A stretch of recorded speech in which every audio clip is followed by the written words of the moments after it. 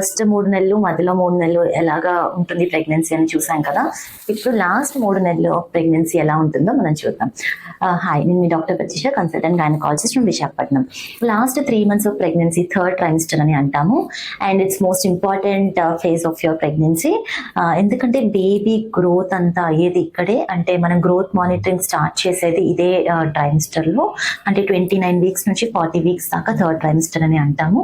So 7th month నిండిన తర్వాత మనం థర్డ్ ట్రైమిస్టర్ కింద కన్సిడర్ చేస్తాము. సో మనం ఫస్ట్ చేసే స్కాన్ గ్రోత్ స్కాన్ అండి ఇందులో. అండ్ ఈ గ్రోత్ స్కాన్ లో బేబీ ఎలా బరువు ఎంత ఉంది, తర్వాత ఉమ్మనీరు ఎలా ఉంది, బేబీకి బ్లడ్ సప్లై ఎలాగా ఉంటుంది అనేది ఖచ్చితంగా ఈ స్కాన్ లో చూసుకుంటాము. అండ్ ఇక్కడ నుంచి ఈ లాస్ట్ 3 months కొంచెం చెకప్స్ అనేవి కూడా కొంచెం ఇంకొంచెం ఎక్కువ ఫ్రీక్వెంట్ గా చేయించుకోవాల్సిన అవసరం ఉంటుంది ఫస్ట్ 6 months తో కంపేర్ చేస్తే. సో ఈ లాస్ట్ 3 months మీకు ఎలా ఉండబోతుందో చెప్తాను. యూజువల్ గా డిస్కంఫర్ట్ అనేది కొంచెం స్టార్ట్ అవుతుంది, బికాస్ యూటరస్ అనేది కొంచెం సైజ్ పెద్దగా అవ్వడం వల్ల అబ్డామిన్ ఆర్గన్ అయిపోతుంది ఈ టైంకి. సో మీకు కొంచెం బ్రీతింగ్ డిఫికల్టీస్ రావచ్చు, తర్వాత స్లీపింగ్ డిఫికల్టీస్, అంటే మీరు స్ట్రైట్ గా పడుకోలేరు. అండ్ ఆల్సో ఈ recommend side right are left preferable, ఎందుకంటే బేబీకి అప్పుడు బ్లడ్ సప్లై కూడా బాగా వెళ్తుంది. స్ట్రైట్ గా పడుకోవడం అసలు అడ్వైస్ చేయము. అండ్ ఫుడ్ కొంచెం తిన్నా కూడా మీకు వెంటనే పొట్ట నిండిపోయినట్టు అనిపించడము అలాంటివన్నీ చూస్తామండి, ఇదంతా కామన్. సో ఈ టైంలోనే ఇలా ఉన్నప్పుడు ఫుడ్ తిన్న వెంటనే రెస్ట్ తీసుకోకుండా ఒక ½ an hour వాకింగ్ లాంటివి కూడా అడ్వైస్ చేస్తాము. హెల్దీ ప్రెగ్నెన్సీ అంటే మీకేం సిమ్టమ్స్ అవి లేకపోతే. అండ్ ట్రావెల్ కూడా లాంగ్ డిస్టెన్స్ ట్రావెల్స్ అయితే డెఫినెట్ గా వీ విల్ నాట్ సజెస్ట్. కార్లో వెళ్తున్నప్పుడు కూడా సీట్ బెల్ట్ అనేది కొంచెం కిందకి వేసుకోవడము, తర్వాత ఎక్కువ లాంగ్ టైం కార్లో కూర్చుని ఉండటం కాకుండా మధ్యలో లెగిసి కాలు చేతులు స్ట్రెచ్ చేసుకోవడం లాంటివి అడ్వైస్ చేస్తాము. అండ్ వర్కింగ్ అవర్స్ కూడా కొంచెం తగ్గించుకుంటే చాలా బెటర్. అండ్ అలాగే ఇందులో ఈ థర్డ్ ట్రైమిస్టర్ లో కొన్ని ఇంపార్టెంట్ సైన్స్ అండ్ సిమ్టమ్స్ మీరు మైండ్ లో పెట్టుకోవాలండి. ఎందుకంటే ఈ టైంలో వెజైనల్ బ్లీడింగ్ ని అస్సలు నెగ్లెక్ట్ చేయకూడదు. Any kind of bleeding spotting ఉంటే వెంటనే స్కాన్ చేయించుకోవాలి. ఎందుకంటే ప్లాసెంటా ప్రీవియా అంటామంటే మాయ అనేది కిందకు ఉండే ఛాన్సెస్ ఉంటుంది. అండ్ కొన్నిసార్లు ఎమర్జెన్సీ కండిషన్స్ అంటే బీపీతో లింక్ అయ్యి మీకు బ్లీడింగ్ స్టార్ట్ అయితే అది ఒక ఎమర్జెన్సీ కండిషన్ కూడా అవుతుంది. So vaginal bleeding in third trimester it's always safe to get a checkup immediately.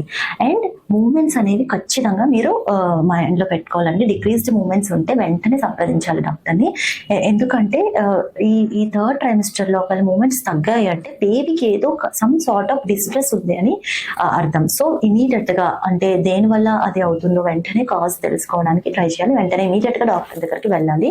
And మీకు కొంచెం కన్ఫ్యూజన్ గా ఉంది అనుకోండి, అంటే ఎలాగ మూమెంట్స్ చూసుకోవాలి, డైలీ మేము దాని మీద దృష్టి పెట్టలేకపోతున్నాము అంటే చాలా సింపుల్ అండి. మీరు బ్రేక్ఫాస్ట్ తర్వాత 1 hour, లంచ్ తర్వాత ఒక 1 hour, డిన్నర్ తర్వాత 1 hour, ఈ 3 hours అంటే 3 hours మీకు ఒక 10 counts అయినా మినిమం ఉండాలి. మీరు ఆ టైంలో చూసుకుంటే సరిపోతుంది. ఎప్పుడు అంటే మీకు ఒకవేళ మూమెంట్స్ అంతగా తగ్గినట్టు అనిపిస్తే అప్పుడు మీరు ఈ పద్ధతి ఫాలో అయితే మీకు అర్థమైపోతుంది. 10 counts కన్నా తక్కువ ఉంటే డెఫినెట్ గా డిక్రీజ్ మూమెంట్స్ అని అర్థం. అప్పుడు మీరు ఇమీడియట్ గా హాస్పిటల్కి వెళ్ళి ఫిటల్ హార్ట్ బీట్ అవసరమైతే స్కాన్ కూడా చేయిస్తాము.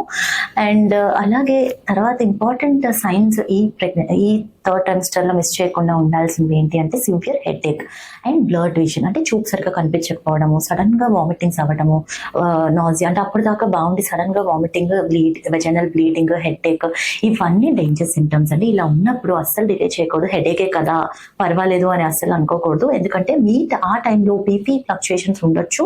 ఒకవేళ బీపీ రీడింగ్స్ హై అయితే దాన్ని ప్రీఎక్లాంప్సియా అంటాము, అది ఎమర్జెన్సీ కండిషన్ అవ్వచ్చు. అందుకని ఇమీడియట్ గా హెడేక్స్ ఎక్కువగా సివియర్ గా వస్తుంటే ఇమీడియట్ గా హాస్పిటల్కి వెళ్ళాలండి, ఎందుకంటే ఫిట్స్ వచ్చే ఛాన్సెస్ కూడా ఉంటాయి.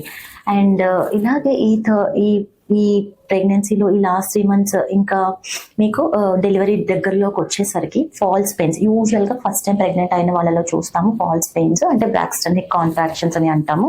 అంటే పెయిన్స్ వచ్చి ఆగిపోతూ ఉంటాయి అనమాట. అవి ట్రూ పెయిన్స్ కాదండి, అవి నార్మల్ గా చూస్తూ ఉంటాము ఎక్కువగా ఫస్ట్ టైం ప్రెగ్నెన్సీ వాళ్ళలో. సో దానికి మీరు ఎక్కువ వరి అవ్వాల్సిన అవసరం లేదు.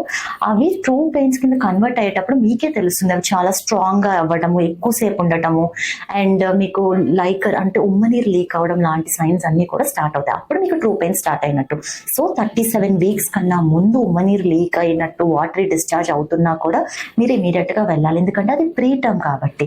అండ్ తర్వాత పెయిన్స్ మరీ ఆగకుండా ఎక్కువగా వస్తున్నా కూడా అది ప్రీటర్మ్ డెలివరీ, అంటే టైం కన్నా ముందే డెలివరీ అవుతుంది అనే సూచన. సో వెంటనే ఇమీడియట్ గా హాస్పిటల్కి వెళ్ళాలి. సో మీరు ఈ 3 months డెఫినెట్ గా చాలా ఇంపార్టెంట్ అండి బేబీ గ్రోత్ కి. సో సప్లిమెంట్స్ కూడా కరెక్ట్ గా తీసుకోవాలి. చాలా మంది ప్రెగ్నెంట్ ఉమెన్ అపోహ పడుతూ ఉంటారు, అంటే ఐరన్ కాల్షియం ఆపిస్తూ ఉంటారు.